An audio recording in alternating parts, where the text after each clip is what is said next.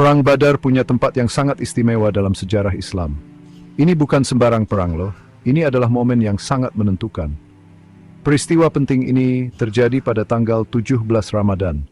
Tahunnya adalah tahun kedua setelah hijrah, yaitu perpindahan Nabi Muhammad SAW dan para pengikutnya dari Mekah ke Madinah. Lokasinya di Sumur-Sumur Badar, sebuah tempat di sebelah barat daya Madinah. Perang ini jadi ujian iman yang sesungguhnya bagi umat Islam di masa awal. Jumlah mereka sedikit, tapi hati mereka kuat dengan keyakinan kepada Allah. Perang ini akan menunjukkan kepada dunia betapa besarnya kekuatan iman. Penting banget nih kita pahami alasan di balik Perang Badar. Umat Islam sudah mengalami banyak penindasan di Mekah. Kaum Quraisy, suku yang berkuasa di Mekah, telah menindas mereka. Mereka memaksa umat Islam meninggalkan rumah dan harta benda mereka. Bahkan setelah umat Islam pindah ke Madinah, kaum Quraisy tetap memusuhi. Mereka melihat komunitas Muslim yang berkembang di Madinah sebagai ancaman bagi kekuasaan dan tradisi lama mereka. Ketegangan antara kedua kelompok ini sangat tinggi. Perang ini bisa dibilang adalah pertemuan yang tidak bisa dihindari, puncak dari ketidakadilan bertahun-tahun yang dialami umat Islam. Waktu umat Islam berangkat menuju Badar, awalnya mereka tidak mengira akan terjadi perang besar. Mereka dengar ada kafilah dagang Quraisy yang pulang dari Suriah. Kafilah ini dipimpin oleh Abu Sufyan dan membawa banyak harta. Umat Islam berniat mencegat kafilah ini sebagai cara untuk mengambil kembali sebagian dari apa yang telah dirampas dari mereka.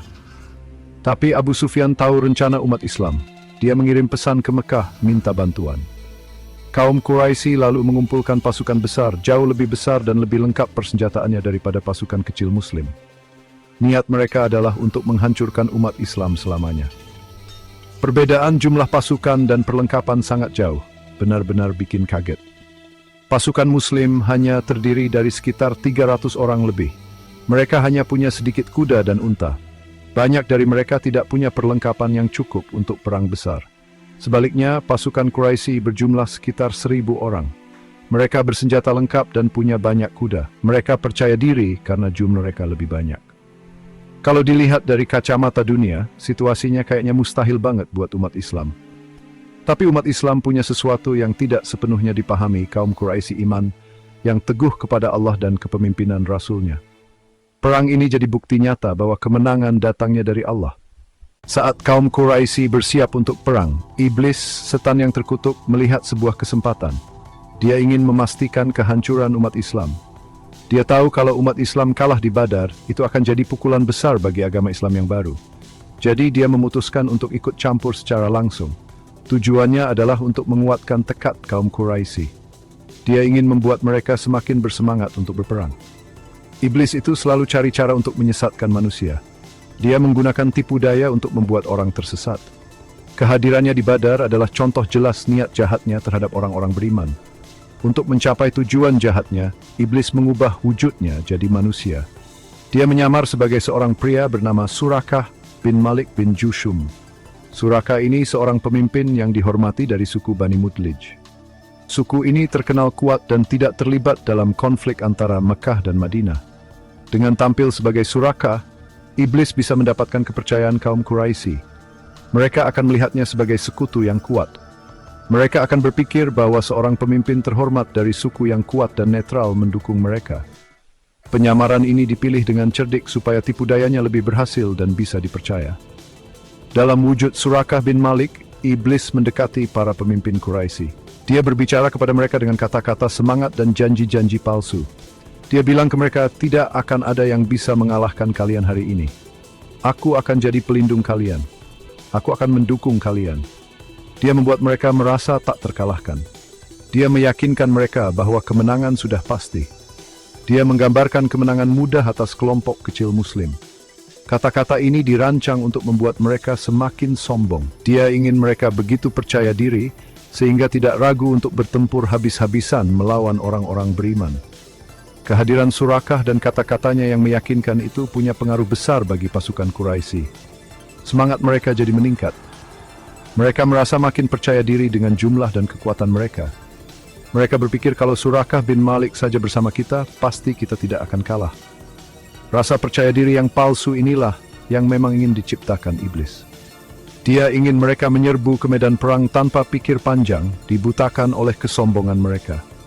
Dia membuat mereka lupa berpikir jernih.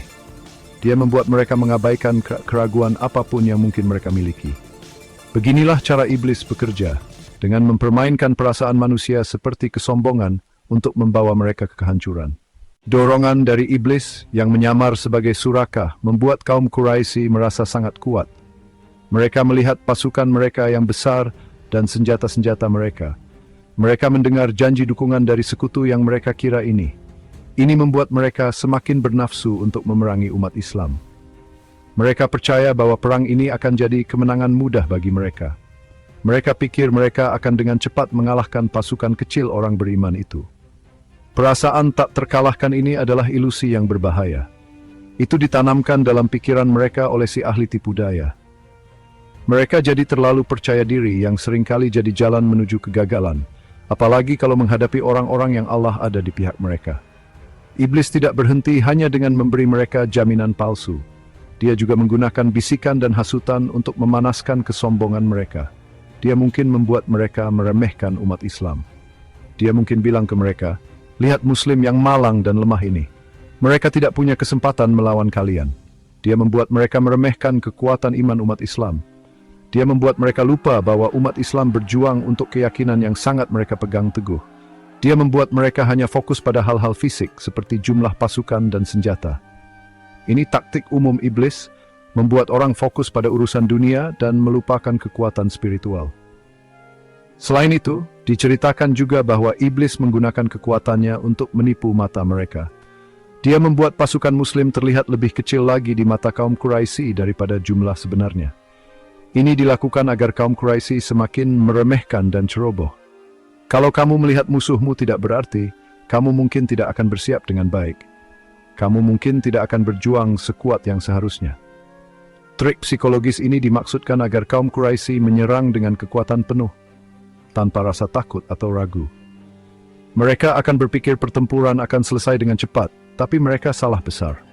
Di sisi lain, beberapa ulama menyebutkan bahwa iblis mungkin juga mencoba membuat pasukan Quraisy terlihat lebih menakutkan bagi umat Islam. Namun, iman umat Islam itu kuat. Ada Nabi Muhammad SAW bersama mereka. Mereka berdoa kepada Allah meminta pertolongan. Mereka tahu bahwa kemenangan hanya datang dari Allah. Jadi, meskipun mereka melihat pasukan yang besar, kepercayaan mereka kepada Allah tidak goyah. Ini menunjukkan kekuatan iman yang sejati. Iman sejati tidak bisa dengan mudah digoyahkan oleh tipu daya iblis. Ketergantungan umat Islam adalah pada kekuatan yang lebih tinggi, kekuatan yang jauh lebih besar daripada pasukan duniawi atau tipu daya setan manapun. Pertempuran pun dimulai dan berlangsung sengit. Umat Islam meskipun kalah jumlah, bertempur dengan keberanian dan iman yang luar biasa. Lalu tibalah saat yang sangat penting. Allah menurunkan malaikat dari langit untuk membantu orang-orang beriman. Malaikat-malaikat ini dilihat oleh iblis. Dia mengenali mereka. Dia tahu bahwa dia tidak bisa melawan tentara Allah. Melihat para malaikat itu membuatnya sangat ketakutan. Penyamarannya dan keberanian palsunya tidak ada artinya di hadapan campur tangan ilahi. Dia langsung mengerti bahwa keadaan terbalik merugikan kaum Quraisy dan juga dirinya. Ketika iblis melihat para malaikat turun, dia tahu permainannya sudah berakhir untuknya dan rencana-rencananya. Dia segera bersiap untuk kabur. Saat dia berbalik mau lari, beberapa orang Quraisy melihatnya. Mereka berkata, "Wahai Suraka, kamu mau kemana? Bukankah kamu bilang akan melindungi kami?" Tapi iblis tidak punya kebohongan lagi untuk ditawarkan. Dia mengungkapkan perasaannya yang sebenarnya seperti yang disebutkan dalam Al-Quran. "Sesungguhnya aku melihat apa yang kalian tidak lihat. Sesungguhnya aku takut kepada Allah, dan Allah sangat keras siksanya." Surat Al-Anfal ayat 48. Dia mengakui ketakutannya pada kekuatan dan hukuman Allah, rasa takut yang sengaja dia abaikan saat menghasut kaum Quraisy. Dengan kata-kata itu, iblis meninggalkan kaum Quraisy. Dia lari dari medan perang secepat mungkin. Dia meninggalkan mereka untuk menghadapi akibat dari kesombongan dan keputusan mereka untuk melawan orang-orang beriman. Tindakan ini jelas menunjukkan sifat asli iblis. Dia adalah penipu dan pengecut. Dia membuat janji-janji besar, tapi dia akan selalu meninggalkan pengikutnya ketika keadaan menjadi sulit. Dia membawa orang ke kehancuran lalu meninggalkan mereka menderita sendirian. Ini pelajaran yang sangat penting bagi seluruh umat manusia. Jangan pernah percaya janji-janji setan atau mereka yang mengikuti jalannya. Kisah iblis di Perang Badar ini penuh dengan pelajaran berharga buat kita. Kisah ini mengajarkan kita tentang usaha iblis yang terus-menerus untuk menyesatkan orang. Ini menunjukkan kepada kita bagaimana dia menggunakan tipu daya dan janji-janji palsu. Tapi yang lebih penting, kisah ini menyoroti kekuatan iman yang sejati kepada Allah. Umat Islam jumlahnya sedikit, tapi iman mereka kuat dan Allah memberi mereka kemenangan. Ini mengajarkan kita bahwa kita harus selalu meminta perlindungan kepada Allah dari tipu daya iblis. Kita harus bergantung hanya kepada Allah, bukan pada jumlah, kekuatan, atau sekutu palsu. Jod sit sa virtue ni divlingit klake detection rishis. Mam Jok Singh.